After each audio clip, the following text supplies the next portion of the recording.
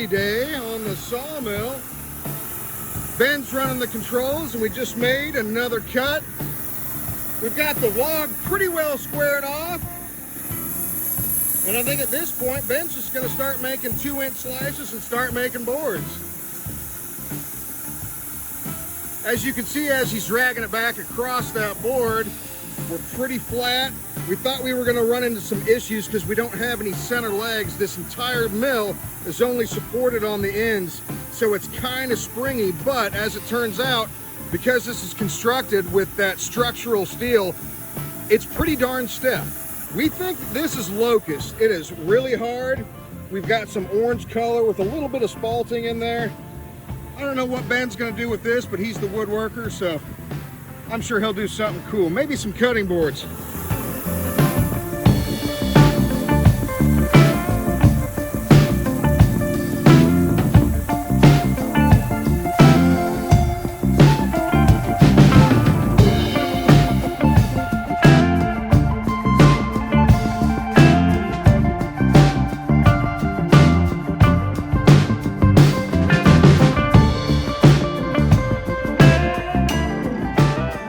I'd say we had a pretty productive day. The solar panel is giving us power.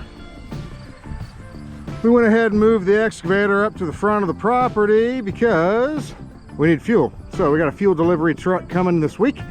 Gonna top off the tank. No idea how much that's gonna cost. Don't know how many gallons it holds, but the Freedom Shovel needs fuel, and fuel she will get. I'll go ahead and give everybody an update once I find out how much that costs.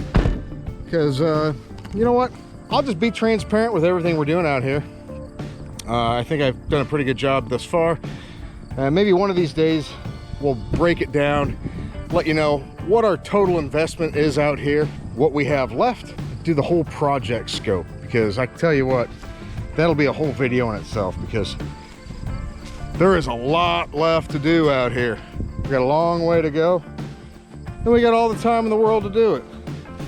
Because I'm not in a hurry. I'd rather do it the right way and have a little bit of fun while we're at it. Monday, I got the mower out here and mowed down where the house is gonna go. Yeah, so right here is roughly, I mean, this is gonna be the back patio. So where I'm standing right now is where eventually I will stand whenever I'm on my back patio with a cup of coffee in the morning. The sun rises right there over those trees, and it sets over there in the west. How about that? So this is the corner of the house. That's the other corner of the house. It looks like one of my posts fell down, and then there's the fourth one. So 50 by 100. The plan right now is to be a metal building. There will be a basement for the purpose of storm shelter, because we're in Illinois and tornadoes will wreck your world. And yeah, that's where the house is going.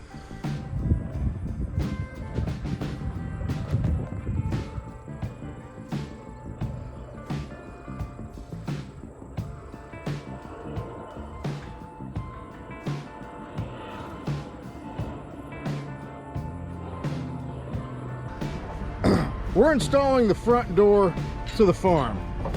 This farm has been unsecured for the better part of a year. Ever since we widened the driveway, we lost our gate. So we're gonna go ahead and remedy that situation. We've got an 18-foot gate that we bought at a local farm supply store, and today's the day that we're gonna be installing it.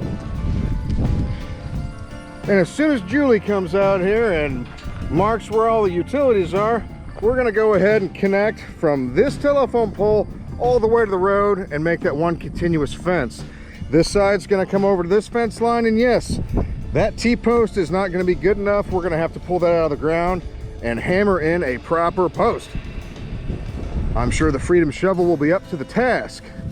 So that's kind of what's on the agenda today.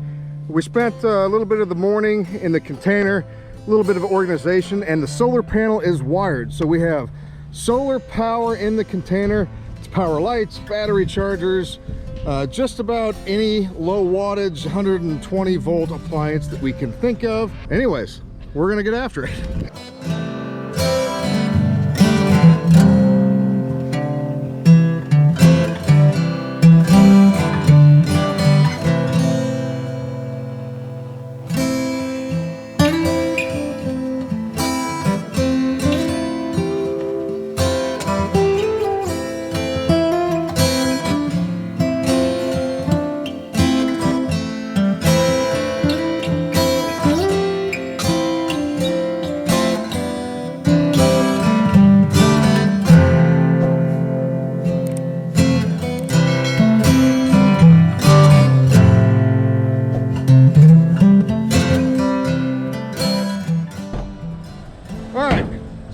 fire up the death wheel and we're gonna take all these weeds out so we can mark where we're gonna put our fence posts.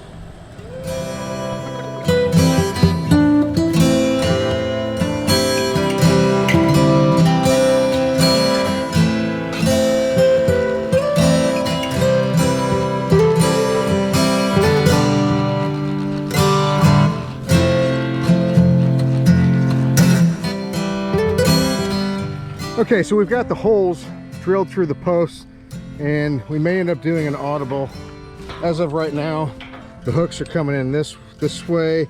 I think they need to go that way to provide a little bit more overlap because the 18-foot gate, she a little long on this side. Nice giggity. I think I've said at least once before that I've got wonderful neighbors out here, and my neighbor to the south, who lives just past those trees, he's hooked up to the water main right, well, we don't know exactly where. It's somewhere in this vicinity, but he was really good about taking pictures whenever he was building his house. So he came over here with his iPad and showed me the picture of where his water line is in reference to the fence, and it looks to be about 4 feet west of this fence line, which is pretty fantastic, because we're gonna pull that fence post out, replace it with a big honking wooden dealio, and then we're gonna go about 11-12 feet this way, and I'm thinking that his water line is gonna go between those posts. We did call Julie. We are not digging until next Wednesday at 8 a.m. That's when we have the green light to dig from Julie. Today we're just marking, so nothing's going in the ground. But I think we've got a pretty good head start. We think, from what Julie told me, they contact the utility companies. The utility companies will come out here and then they will mark their utilities. But if it's after a meter, it is considered a private utility. So they absolutely will not mark after the meter. I'm thinking the meter's there. So I know there's water going under that road, but they're not gonna mark it. And I really like Scott, and if I hit his water line, Scott's not gonna like me too much anymore. So we're gonna be really careful about this. Take our time.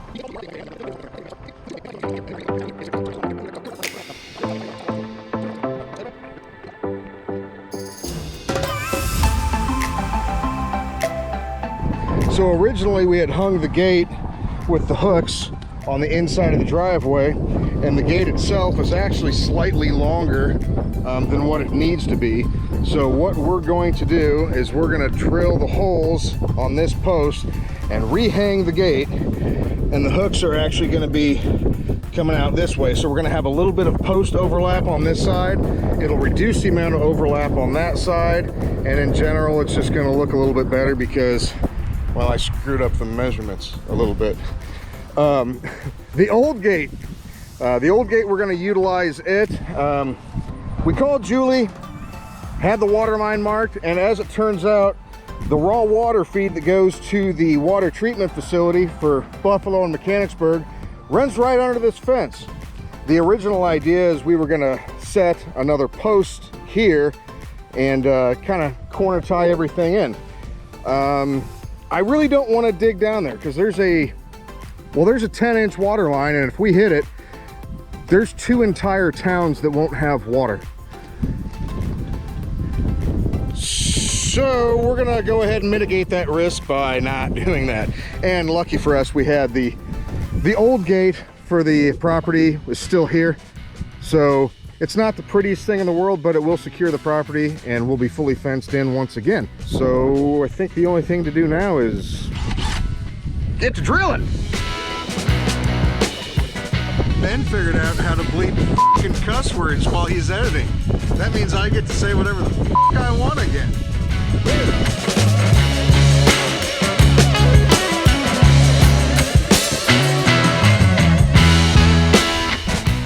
So one of the other things that we discovered at looking at this is that this post, she's not exactly plumb. There's something else though. Not only is it not straight up and down, it's not square to the road with this one. So as you're driving down the road, You can clearly see that the gate is canted one way or another. We're not fixing that right now. We've got more important things to worry about. In the future though, we're probably gonna go ahead and take care of that. Now that we've got everything marked out and we know where all the water and power and telephone lines are. Okay, so now what we're gonna do with the old gate is actually we're gonna flip that around. That's the hinge side of the gate. We're gonna go ahead and screw in the hinge pins to this side of this post. And that way, whenever I mow, we'll probably go ahead and put another T-post right there for it to tie into. Or we may angle it back, haven't really decided yet. But yeah, that gate is gonna swing off of this as well. We just gotta add some hinge points, some stuff. It needs things.